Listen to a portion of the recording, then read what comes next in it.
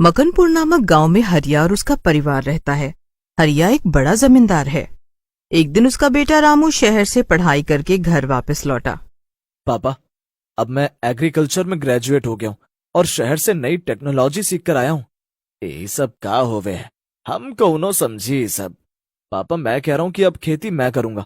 मैंने खेती में ही पढ़ाई की है, इसलिए अब मैं खेती करूंगा ताकि हम नए नए तरीके अपनाकर ज्यादा पैसे कमा सकें। अरे ये तो बहुत अच्छी बात हुई। ठीक है, अब से खेती का सारा काम तू ही संभाल। ये सुनकर हरिया बहुत खुश हुआ और उसने अपना सारा काम अपने बेटे रामू को सौंप दिया। रामू जब से ग्रेजुएट हुआ था, उसकी खुशी बहुत बढ़ गई थी। वो काम करने के लिए रुक नहीं पा रहा था, इसलिए वो अगली सुबह ही शहर चला गया और वहां से खेती के लिए अच्छे अच्छे और उपजाऊ बीज ले आया। उसने घर आकर अपने पिता हरिया को बताया, पापा, मैं ये सब बीज लाया हूँ। इस बार नई खेती करेंगे और इस जमीन से अधिक मुनाफा कमाएंगे। का बोने वाले हो तुम इस बार? पापा, बीन्स, भिंडी और बैंगन। अरे तेरा राम भला करे, अनर्थ मत कर। पापा, हम गेहूं, ज्वार, बाजरा कब तक बोते रहेंगे? कभी ना कभी तो कुछ नया बोना पड़ेगा। अरे हम सब कुछ बो सकत हैं, लेकिन बैंगन नहीं। क्यों? तूने गांव में शोर ना सुनो अभी? जहां मारे ना पतो, गांव में बैंगन के खेत में चुड़ैल को खतरा है। ओह, अभी इस सब अंधविश्वास में बिलीव करते हो? अलीव बलीव हमें ना पतो, पर गांव में चुड़ैल आ जाएगी और जान बचानी मुश्किल है जाएगी। आप इन गांव वालों की बात में मत आया करो। ये सब लोग रस्सी को भी सांप बता देंगे। अरे मैं सच कह ही रहा हूं। मैं जा रहा हूं खेत पर और फिर देखता हूं कौन सी चुड़ैल आती है। अरे बेटा, मेरी बात मान ले, मैं खेत पर जा रहा हूं। रामू जब से ग्रेजुएट हुआ था, उसकी खुशी बहुत बढ़ गई थी। वो काम करने के लिए रुक नहीं पा रहा था। रामू बीज के सभी थैले उठाकर अपने खेतों की तरफ निकल गया। वो रास्ते में जा रहा था कि तभी उसे किसी के हंसने की आवाज आई। वो रुका और अपने चारों तरफ देखा।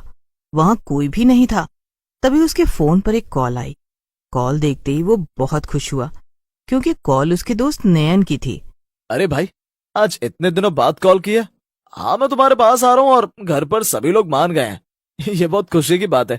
तुम कल सुबह ही आ जाओ। हाँ भाई, मैं सुबह पक्का आ जाऊंगा। रामू बात कर रहा था कि उसको एहसास हुआ कि उसके पीछे कोई है। उसने जल्दी से पीछे मुड़कर देखा, लेकिन वहां कोई नहीं था। हेलो हेलो, अरे आवाज नहीं आ रही। हाँ हाँ, नहीं नहीं नहीं। अरे क्या हुआ, कैसे पागल हो गए हो? अरे कुछ नहीं भाई, तुम आ जाना सुबह, दोनों भाई मिलकर खेती करेंगे। हाँ ठीक है, मैं आता हूँ।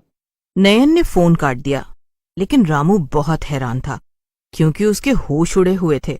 वो खेत की तरफ चला जा रहा था, लेकिन बार बार पीछे मुड़कर देख रहा था। रामू खेत पर पहुंच गया और काम करने लगा।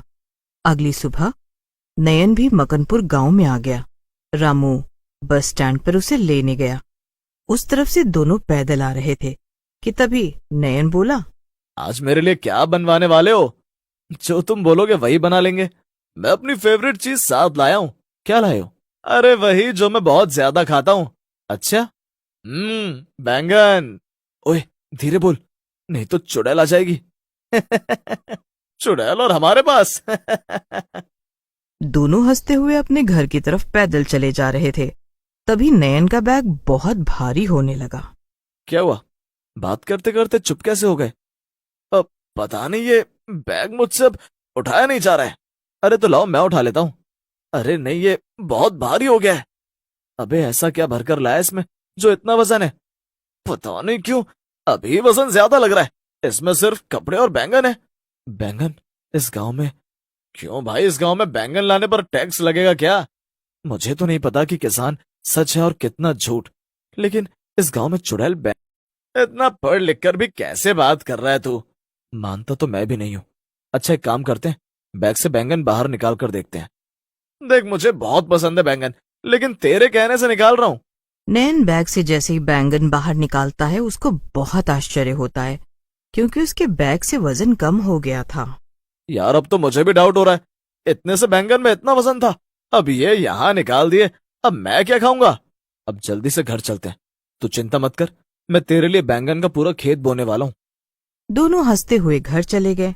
अगली सुबह सब सो ही रहे थे, गांव में शोर मचा।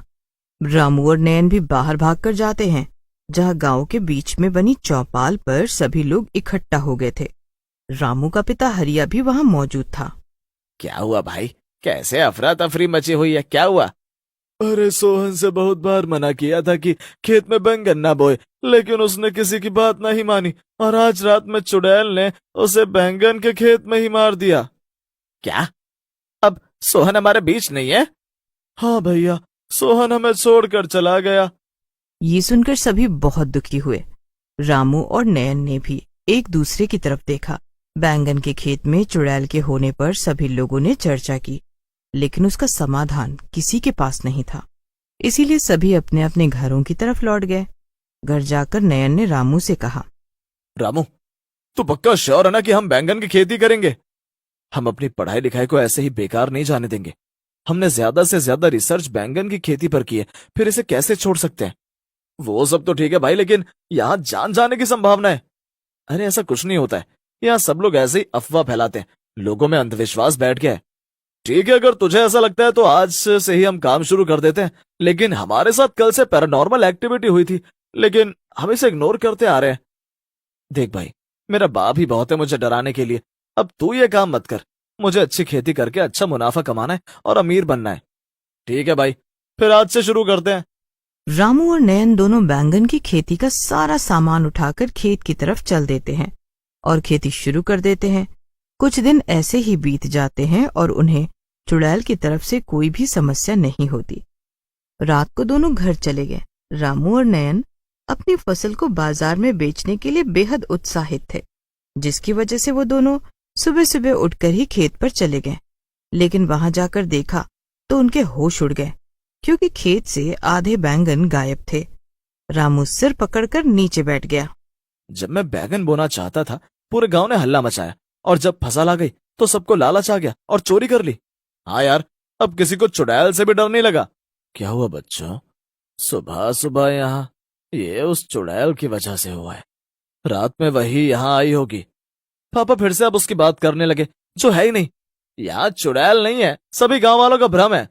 ठीक है, अगर तुमको मेरी बात नहीं माननी तो मैं कर भी क्या सकता हूँ। खेत से सारे बैंगन चोरी हुए और यहाँ चुड़ैल नहीं आई थी। नयन, आज हम दोनों रात में खेत पर ही सोएंगे, फिर देखते हैं कि कौन आता है। ठीक है भाई, मैं तो तेरे साथ ही हूँ। रामू और नयन पूरे दिन खेत पर रहते हैं और फिर रात को भी वहीं रुक गए। वो एक पेड़ के नीचे खड़े होकर देख रहे थे। तभी दोनों की नजर सामने एक बहुत डरावनी चुड़ैल पर पड़ी। दोनों कांपने लगे। चुड़ैल बहुत खुशी से बैंगन तोड़ तोड़ कर खा रही थी। वो जोर से चीखती, चिल्लाती और फिर खुश हो जाती। ताजा ताजा बैंगन, कितने अच्छे लग रहे हैं। मैं इस खेत के सारे बैंगन खा जाऊंगी और किसी को नहीं दूंगी। हाँ, मुझे लगता है कि हमें यहाँ से भाग जाना चाहिए। अरे हम कैसे भागेंगे अगर वो पीछे? नयन ने बोला ही था कि चुड़ैल सच में दोनों के पीछे आकर खड़ी हो गई। इसका मतलब मेरे अलावा यहाँ तुम भी हो और मेरे सभी बैंगनों पर नजर गड़ाए बैठे हो। लेकिन मैं किसी को नहीं खाने दूंगी, किसी को भी नहीं। जिसने मेरे बैंगनों पर हाथ लगाया, मैं उसे खा जाऊंगी, उसका खून पी जाऊंगी। चुड़ैल अपनी डरावनी हंसी हंसने लगी। रामू और नयन वहां से जान बचाकर भागे। अपने से बड़ों की बात माननी चाहिए, क्योंकि वो कोई भी बात अपने अनुभव से कहते। जबलपुर नाम का एक छोटा सा गांव था। एक बार उस गांव में एक कठपुतली वाला सोमनाथ आता है। आओ आओ आओ सभी आओ, बच्चे बूढ़े जवान और मेरी प्यारी बहनों, सभी आओ। आप सभी को बहुत मजा आने वाला है। थोड़ी देर में वहाँ काफी भीड़ इकट्ठा हो जाती है। इस कठपुतली वाले के पास तो बहुत ही सुंदर सुंदर कठपुतली हैं। देखने से ऐसा लगता है जैसे अभी बोल पड़ेंगी। हाँ, तुमने बिल्कुल सही कहा, बिल्कुल असली दिख रही है। फिर कठपुतली वाला अपने दोनों हाथों की सभी उंगलियों में कठपुतलियों की डोर बांधकर खेल दिखाना शुरू करता है। काफी देर तक खेल दिखाने के बाद सभी लोग उसे पैसे देने लगते हैं। नहीं नहीं, मैं खेल दिखाने के कोई पैसे नहीं लेता। ये तो मेरा बस एक शौक है। कठपुतली का खेल दिखाना मुझे बहुत अच्छा लगता है। अरे भाई, खेल दिखाने के पैसे नहीं लेते तो घर कैसे चलाते हो अपना? पैसे नहीं तो अनाज ही ले लो। अगर आपको कुछ देना ही है तो मुझे रात काटने के लिए आसरा दे दो। सुबह होते ही मैं यहाँ से चला जाऊंगा। मेरे बच्चों को आपकी कठपुतली का खेल बहुत पसंद आया, इसलिए आज आप मेरे घर रुक सकते हैं। उसके बाद सोमनाथ अपना सारा सामान समेटता है और जानकी के साथ जानकी के घर चला जाता है। रात का वक्त था, सभी गहरी नींद में सोए हुए थे। तभी सोमनाथ एक भूत में बदल जाता है।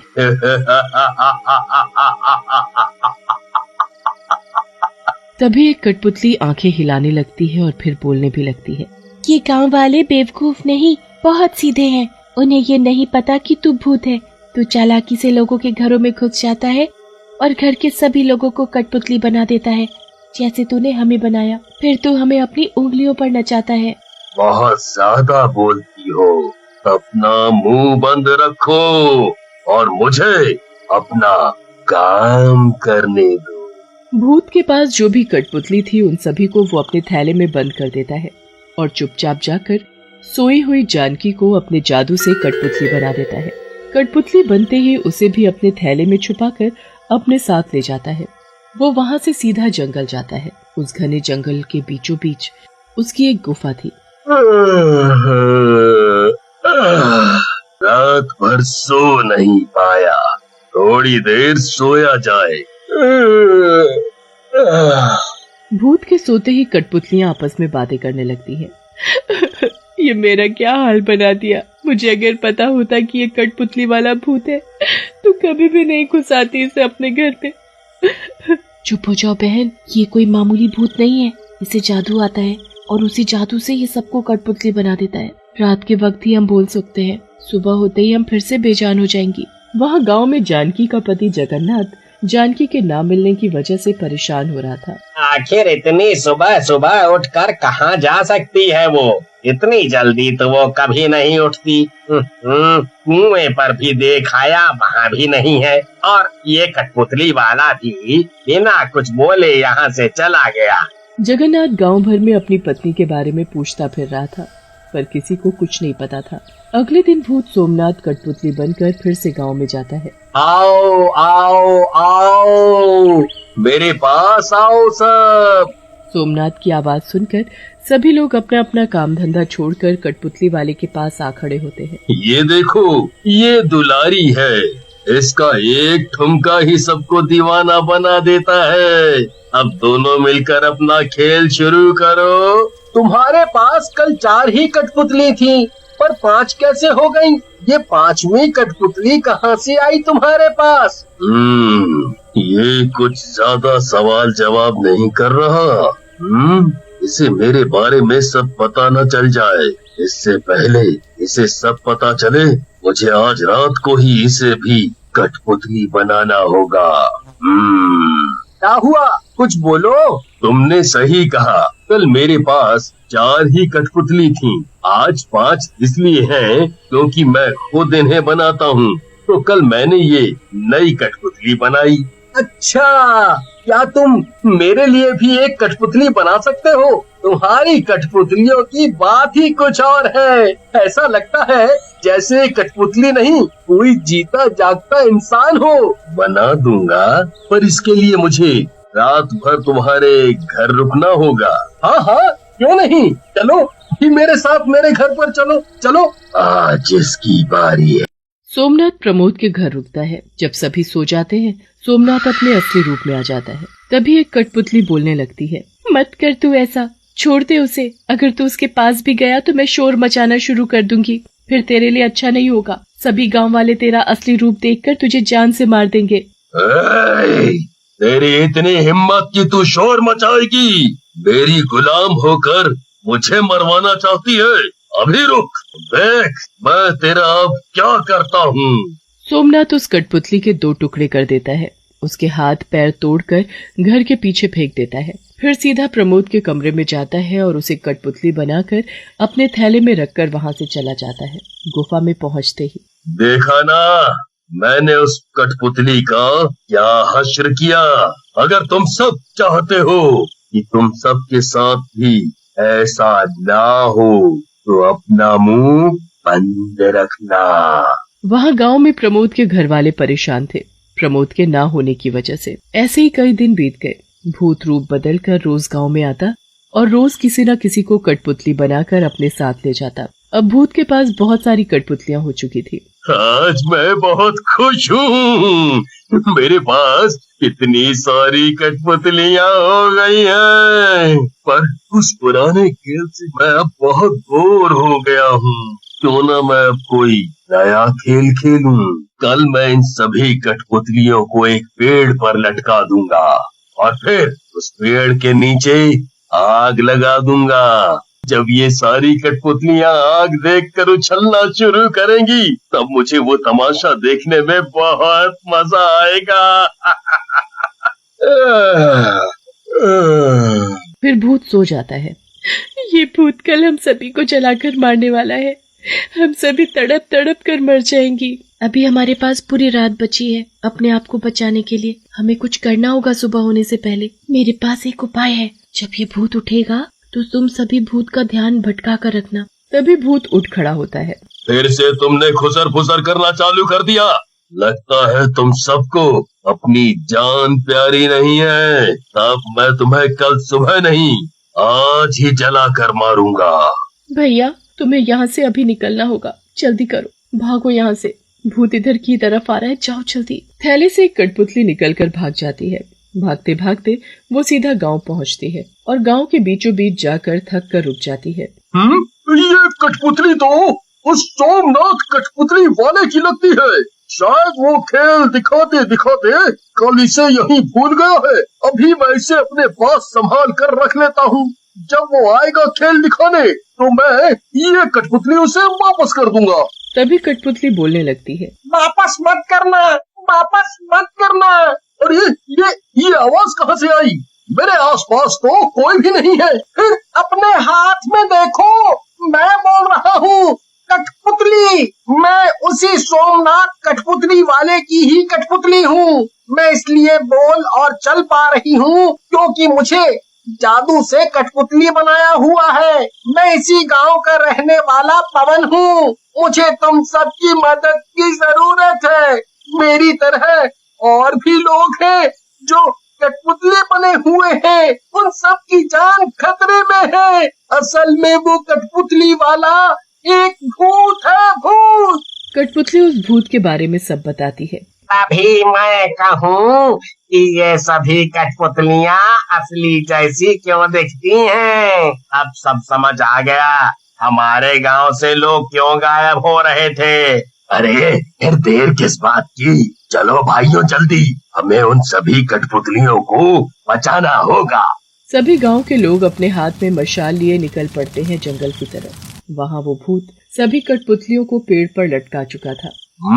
मेरी एक कठपुतली कहाँ है? एक इस थैले से गायब है। मैं यहाँ हूँ और अब तेरा खेल खत्म। भाइयों सभी कठपुतलियों को उतारो। आज ये कठपुतली नहीं, ये भूत जलेगा। गांव के सभी लोग एकजुट होकर सभी कठपुतलियों को पेड़ से उतार देते हैं और उनकी जगह भूत को पेड़ से बांध देते हैं। दिन होने की वजह से भूत किसी भी गांव वाले को कठपुतली नहीं बना पाता क्योंकि दिन के समय उसका जादू नहीं चलता था। तभी सब लोग आकर पेड़ में एक साथ आग लगा देते हैं। उसके मरते ही सभी कठपुतलियां अपने इंसानी रूप में वापस आ जाती हैं।